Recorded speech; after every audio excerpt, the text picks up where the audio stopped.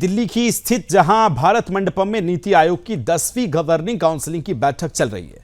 इसकी अध्यक्षता प्रधानमंत्री नरेंद्र मोदी कर रहे हैं। इस वर्ष की बैठक का मुख्य विषय है विकसित राज्य से विकसित भारत 2047, जिसमें राज्यों को केंद्र में रखकर भारत को एक विकसित राष्ट्र बनाने पर चर्चा हो रही है। बैठक में विकसित भारत 2047 के दृष्टिकोण पर चर्चा होगी, जहां शनिवार सुबह इस मीटिंग में कई राज्यों के मुख्यमंत्री शामिल हुए।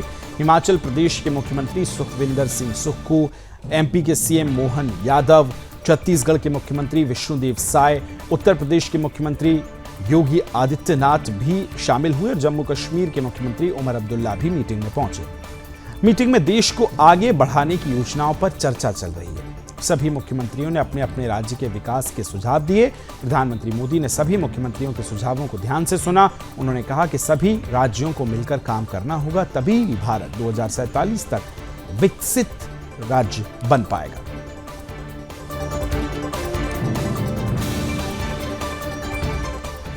तस्वीरें आपको दिखा रहे हैं इस बैठक की। प्रधानमंत्री की अध्यक्षता में राउंड टेबल बैठक हो रही है नीति आयोग की। विकसित भारत, आगे बढ़े भारत कैसे सतत विकास के जो 17 आयाम हैं उसको पार करे, उस बैठक में चर्चा इन्हीं चीजों की चल रही है कि कैसे हम भारत को सर्वश्रेष्ठ और विकसित भारत हम बनाएं। इसकी अध्यक्षता को लेकर प्रधानमंत्री आज इस बैठक में शामिल हुए हैं। अलग अलग स्टेट्स के मुख्यमंत्री उमर अब्दुल्ला, सुखविंदर सिंह सुक्खू, योगी आदित्यनाथ, विष्णुदेव साय, डॉक्टर मोहन यादव जैसे सभी मुख्यमंत्री इस बैठक में शामिल हुए हैं। नीति आयोग के बैठक में देश के सभी राज्यों के विकास की समीक्षा की जाती है और विकास के लिए रोड मैप तैयार किया जाता है। बिहार के लिए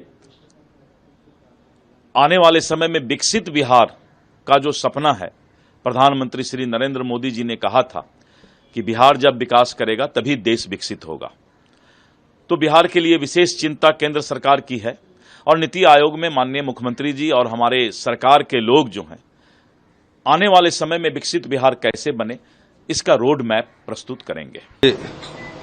प्रधानमंत्री जी से नीति आयोग की बैठक के बाद मेरी मुलाकात हुई है। नीति आयोग में तो जो प्रदेश के विषय होते हैं, राज्य से संबंधित विषय होते हैं, उनको हम उनके पास रखेंगे। मेरा मुख्य मुद्दा जो होगा, जो हिमाचल प्रदेश में पावर प्रोजेक्ट लगे हैं, एनएचपीसी, एनटीपीसी, एसजेवीएनएल, वो पावर प्रोजेक्ट अगर अपने पूरी तरह कर्ज मुक्त हो गए हैं तो जो 12% फ्री रॉयल्टी कंज्यूमर से पास थ्रू के द्वारा ली जाती है, उस फ्री रॉयल्टी को बढ़ाया जाए।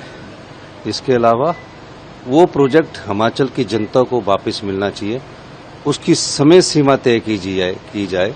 जैसे कि प्राइवेट जो प्लेयर्स है जो हिमाचल में 40 साल बाद वापस कर देते हैं, उस तरह ये जो पीएसयू है उनके प्रोजेक्ट भी हिमाचल की जनता को वापस होने चाहिए।